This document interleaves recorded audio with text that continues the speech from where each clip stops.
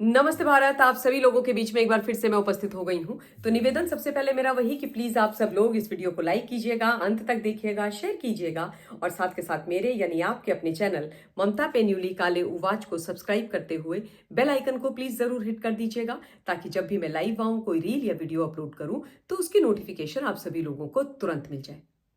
जिन लोगों ने मेरे कल का लाइव देखा होगा उनको डेफिनेटली ये पता होगा कि मैं अपने प्यारे प्रदेश देवभूमि उत्तराखंड में हूं, क्योंकि मेरे काफी सारे अखिल भारतीय विद्यार्थी परिषद के जूनियर इस समय यहाँ पर जो निगम के चुनाव चल रहे हैं उसमें चुनाव लड़ रहे हैं और उनको सपोर्ट करने के लिए और उनका चुनाव प्रचार करने के लिए मैं यहाँ पर हूं। तो चुनाव प्रचार में व्यस्त हूं और उसके साथ साथ उत्तराखंड की शुद्ध हवा को भी ले रही हूं, अपनी जीवन के कुछ और साल बढ़ा रही हूं।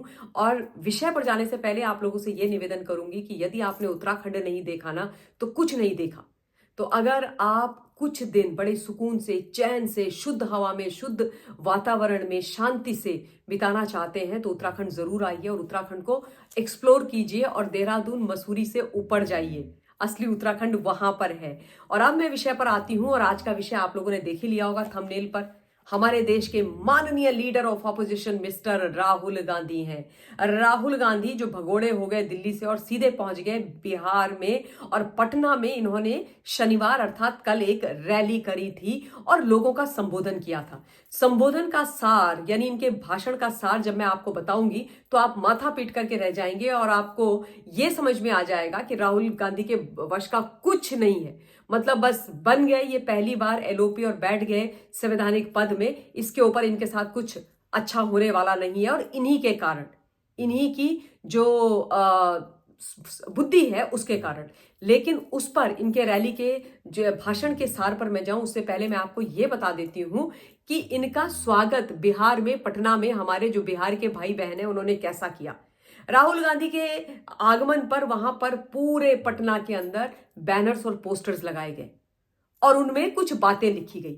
अब यदि आप ये सोच रहे हैं कि शायद बिहार के हमारे भाई बहनों ने पटना में पोस्टर लगाए होंगे और उसमें लिखा होगा कि माननीय राहुल गांधी जी, आपका पटना की धरती पर स्वागत है, आइए हम पलक पावड़े बिछा करके आपका इंतजार कर रहे हैं, तो आप गलत सोच रहे हैं। क्योंकि ऐसा कुछ नहीं लिखा गया था। सनातनी और हिंदू भाइयों को एक कड़वा सत्य राहुल गांधी के बारे में याद दिलाया गया था। उसमें लिखा था कि सोचा हिंदू भाइयों को याद दिला दूं कि मंदिरों में पूजा करने वाले महिलाओं को छेड़ते हैं।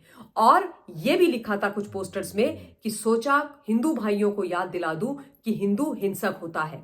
ये जो दोनों बयान हैं ये राहुल गांधी के बयान हैं। राहुल ने बोला था कि जो लोग मंदिर में जाते हैं वो महिलाओं को छेड़ने के लिए जाते हैं, उनके साथ छेड़छाड़ करने के लिए जाते हैं। और इसीलिए मैं लगातार ये बोलती रही हूं कि राहुल गांधी चुनावी और छदमी हिंदू है। जब चुनाव आते हैं तो कोर्ट के ऊपर जनेऊ पहन करके भाई बहन डुबकी लगाने इधर उधर पहुंच जाते हैं, वरना सनातन के बारे में इनकी यही सोच है जो पटना में बैनर्स और पोस्टर्स में लगी है। और जब ये बैनर और पोस्टर पूरे पटना में लग गए तो जो कांग्रेस के कार्यकर्ता हैं थोड़े बहुत, वो गुस्से से आग बबूला हो गए, चमचा गैंग। और चमचा गैंग ने क्या किया, पोस्टर्स और जो बैनर्स थे उनको फाड़ना शुरू कर दिया। अब करेंगे क्या, इसके अलावा तो कुछ कर नहीं सकते हैं, क्योंकि तेजस्वी यादव ने इनको कहीं का छोड़ा नहीं है। राशन पानी लेकर के तेजस्वी यादव, राहुल गांधी और उनके पिताजी लालू प्रसाद यादव भी सोनिया गांधी और राहुल गांधी के पीछे पड़े हुए हैं। तो अब गुस्सा वहां तो निकाल नहीं सकते हैं, है ना। तो क्या करा, जो पोस्टर और बैनर थे लगे हुए थे जिनमें राहुल गांधी की कड़वी सच्चाई लिखी हुई थी, मानसिकता जो उनकी है वो लिखी हुई थी, तो उनको फाड़ना शुरू कर दिया। लेकिन फाड़ने से कुछ नहीं होगा, है ना। ये पोस्टर बैनर तो तुम फाड़ करके हटा दोगे, फेंक दोगे, लेकिन जो राहुल ने बोला है वो तो इतिहास में दर्ज हो गया। उसको आप जाइए सोशल मीडिया में कहीं पर खंगालिए, आपको ये दो नहीं, आपको हजारों लाखों राहुल गांधी के सनातन के विरोध में जो स्टेटमेंट्स हैं, जो माइंडसेट है, वो निकल करके आपको देखने को और पढ़ने को मिल जाएगा। और अब मैं बात करती हूं राहुल के भाषण की। तो राहुल गांधी जाते हैं पटना में और वहां पर ये बोलते हैं कि मैं जो हूं बीजेपी को हराने का प्लान बना रहा हूं। बाय गॉड, गजब है। और कहते हैं कि मैं पूरे देश के अंदर बदलाव करना चाहता हूं, बदलाव की बयार में लेकर के आया हूं। और वो जो बदलाव है वो बिहार से ही आरंभ होगा। मैं आपको एक बार फिर से पहले ये याद दिला देती हूं कि 2025 में ही बिहार के विधानसभा के चुनाव भी हैं और उन्हीं को साधने के लिए राहुल गांधी वहां गए और वहां पर उन्होंने बोला कि भाई बीजेपी को हराने का प्लान है और बदलाव मैं करना चाहता हूं और जो बदलाव है उसका जो शुभारंभ होगा वो बिहार से ही होगा। तो मैं राहुल गांधी जी को यह याद दिला देती हूं कि ब्रदर, बिल्कुल बदलाव हो रहा है, लेकिन बदलाव इंडी अलायंस में हो रहा है। इंडी अलायंस के अंदर बदलाव होना आरंभ हो गया है और वो बदलाव क्या है? आपको 9-2-11 करने का, आपको बाहर का रास्ता दिखाने का, आपके खिलाफ पूरे का पूरा इंडी अलायंस का जो कुनबा है, जो भानुमति के कुनबे के जो गैंग के लोग हैं, जितने भी क्षेत्रीय दल हैं, वो इकट्ठे हो गए और वो कह रहे हैं कि राहुल गांधी को हटा दो इंडी अलायंस से। राहुल गांधी के वश का नहीं है इंडी अलायंस चलाना। राहुल गांधी में नेतृत्व की क्षमता नहीं है।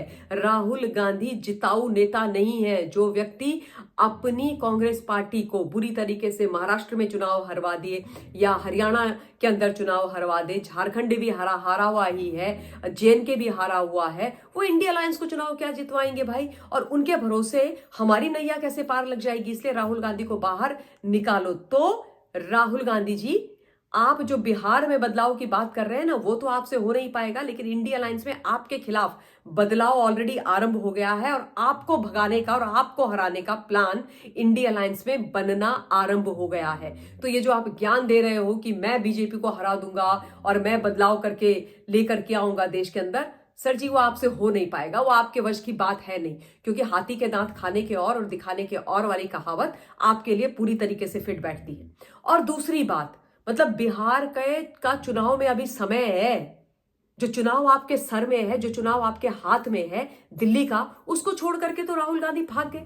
बताइए, दिल्ली में 5 फरवरी को वोटिंग है, 8 फरवरी को रिजल्ट निकल करके आ जाएगा है। अभी कुछ दिन रह गए हैं चुनाव के लिए, वोटिंग के लिए। वहां पर इनको प्रचार करना चाहिए, वहां पर इनको अपनी एनर्जी ताकत झोंक देनी चाहिए। 1 मिली सेकंड का समय बर्बाद नहीं करना चाहिए। इस समय उनको दिल्ली से हिलना नहीं चाहिए, अपने कार्यकर्ताओं के साथ खड़ा रहना चाहिए।